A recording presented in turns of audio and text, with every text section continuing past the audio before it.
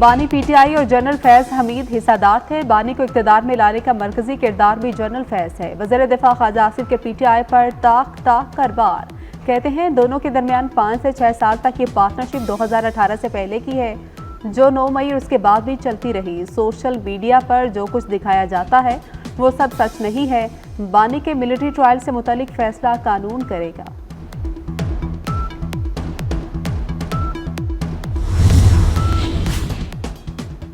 Parliament हमें मुज़ाकरात के जरिए रास्ता दे। चेयरमैन पीटीआई बैरिस्टर गौहर का मुतालबा। बोले 9 मई की धूल बैठाएं, आगे बढ़ें, ऐवान हमें इंसाफ दे। मुज़ाकरात के लिए कमेटी बनाने को हमारी कमजोरी ना समझा जाए। दोबारा सड़कों पर आने पर मजबूर ना करें। हुकूमत से मुज़ाकरात पर पीटीआई रहनुमाओं के मुतज़ाद बयानात। साहबजादा हामिद रजा ने कहा कि हुकूमत से आज मुज़ाकरात होंगे। बैरिस्टर गौहर ने मुज़ाकरात शुरू होने की तरदीद कर दी। कहते हैं हुकूमत ने मुज़ाकरात के लिए राबता नहीं किया, सियासी मसाइल का सियासी हल ढूंढे। इलेक्शन में धांधली हुई या नहीं, बानी पीटीआई खुद दरख्वास्त गुजार, खुद ही समाअत रुकवा दी। बानी पीटीआई के जुडिशल कमीशन बनाने की दरख्वास्त आईनी बेंच से समाअत के लिए आया तो बानी के वकील हामिद खान ने समाअत मुलतवी करने का मुतालबा कर दिया। अदालत ने समाअत मौसम सरमा की तातीलात के बाद तक मुलतवी कर दी।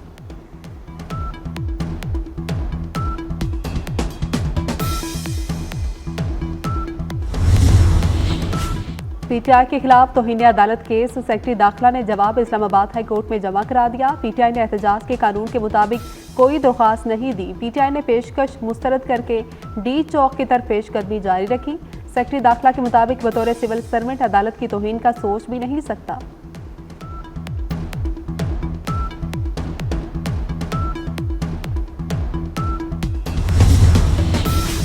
कानून हर किसी को फोन टैपिंग की इजाजत नहीं देता। फोन टैपिंग के लिए सिर्फ जज इजाजत दे सकता है। जस्टिस मोहम्मद अली मजहर के दौरान ने समाअत रिमार्क्स पूछा कि फोन टैपिंग से मुतल्लिक कोई कानून साजी हुई, क्या किसी जज को इस मकसद के लिए नोटिफाई किया गया। एडिशनल अटॉर्नी जनरल ने जवाब दिया कि 2013 से कानून मौजूद है, फोन टैपिंग का तरीक़ाकार है। जस्टिस जमाल मंदोखेल ने कहा कि फोन टैपिंग का कानून मुबहम है। आईनी बेंच ने समाअत गैर मुअय्यना मुद्दत के लिए मुलतवी कर दी।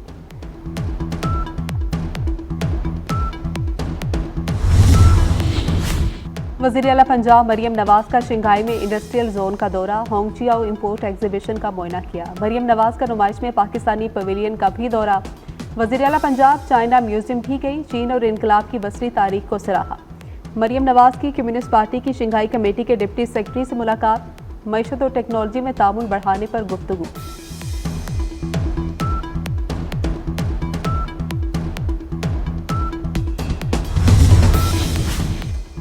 वज़ीर दाखिला मोहसिन नकवी का इस्लामाबाद में इंटरचेंज मंसूबों का दौरा। F8 एक्सचेंज चौक और सरीना चौक इंटरचेंज मंसूबों पर तामीराती कामों पर पेशरफ्त का जायजा लिया। दोनों मंसूबों को हर सूरत मुकर्रर मुद्दत में मुकम्मल करने की हिदायत की।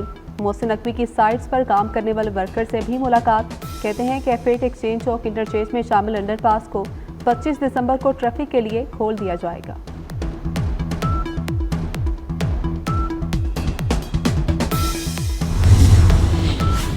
हुकूमत का कीमती पत्थरों के मौसर इस्तेमाल के लिए अथॉरिटी कायम करने का फैसला। वफाकी वजीर राना तनवीर हुसैन की ज़ेर सदारत इजलास। एलामिया के मुताबिक इजलास में James stone export processing centre कायम करने पर इत्तफाक हुआ। गैर मुल्की सरमायाकारी आसान बनाने के लिए सिफारिशात पर भी गौर हुआ।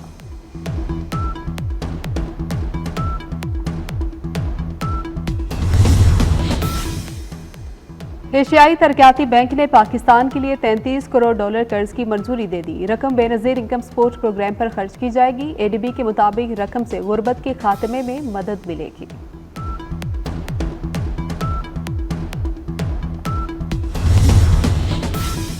हज दरख्वास्त गुजारों के लिए अच्छी खबर। 79,000 आज़मीन हज कामयाब करार। खालिद नशिस्तों पर पहले आएँ पहले पाएँ की बुनियाद पर दरख्वास्तों की वसूली जारी रखने का फैसला।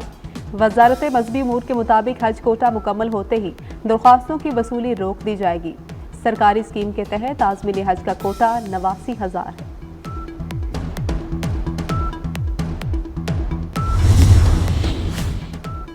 चेयरमैन पीसीबी मोहसिन नकवी का 2 टोक मौक़िफ़। पाकिस्तान चैंपियंस ट्रॉफी के लिए अपने फ्यूजन मॉडल पर कायम। भारत पीसीबी फॉर्मूले के तहत खेलने पर राज़ी हो गया। इंडियन मीडिया का नया दावा। पीसीबी के आला अहदेदार मामलात हल कराने के लिए दुबई में मौजूद आईसीसी से मुसलसल राबते में शेड्यूल में ताखीर से ब्रॉडकास्टर शदीद तशवीश में मुब्तला।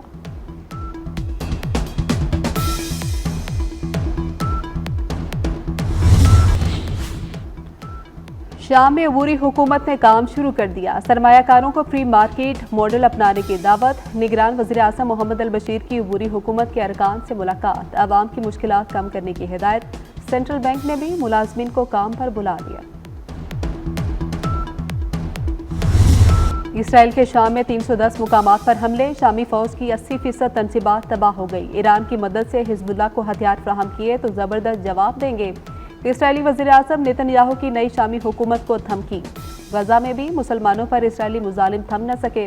नसीरात जुबालिया पर फ़ज़ाई हमले में मज़ीद 20 फ़लस्तीनी शहीद हो गए। 24 घंटे में मज़ीद 34 फ़लस्तीनी जान से गए।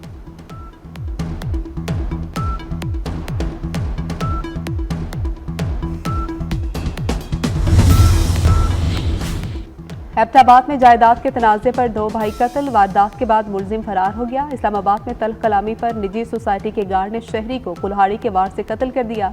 पुलिस ने मुलजिम को गिरफ्तार कर लिया।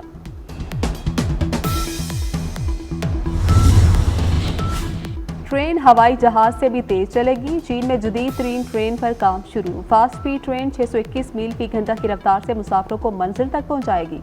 हैरत अंगेज रेलवे ट्रेन का इंजन इंतहाई ताकतवर होगा। ट्रेन मकनातीसी ट्रैक पर दौड़ेगी।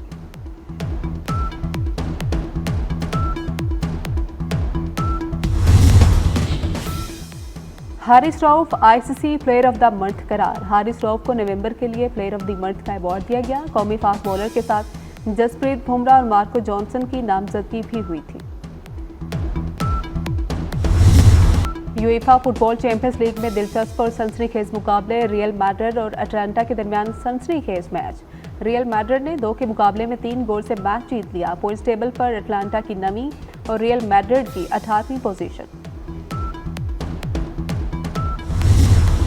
पहाड़ों को माहौलियाती तब्दीली, जंगलात की कटाई और दीगर चैलेंजेस का सामना। पाकिस्तान समेत दुनिया भर में पहाड़ों का दिन मनाया जा रहा है। वज़ीर आज़म शहबाज शरीफ ने पैगाम में कहा कि हमारी सरजमीन दुनिया की 16 बुलंद तरीन पहाड़ी चोटियों में 8 की मस्किन है। पाकिस्तान दहाइयों से पहाड़ों की हिफाजत के लिए काम कर रहा है। अमन का नोबेल इनाम इंसानी हुकूक के अलंबरदारों के नाम। ओस्लो के सिटी हॉल में जापानी तंजीम निहून हदाकियों के एजाज में पुरवकार तकरीब। एटमी हथियारों के मुतासरीन की बहाली की जदोजहद पर इनाम दिया गया। मोहलिक वायरस को दुनिया में फैले 3 दिहाइयां गुजर गई। जिंदा बच जाने वाले अफराद छोटे जजीरे पर रहने पर मजबूर। हॉलीवुड की horror thriller film 28 years later का ट्रेलर जारी कर दिया गया। फिल्म आइंदा साल 20 जून को तहलका मचाएगी।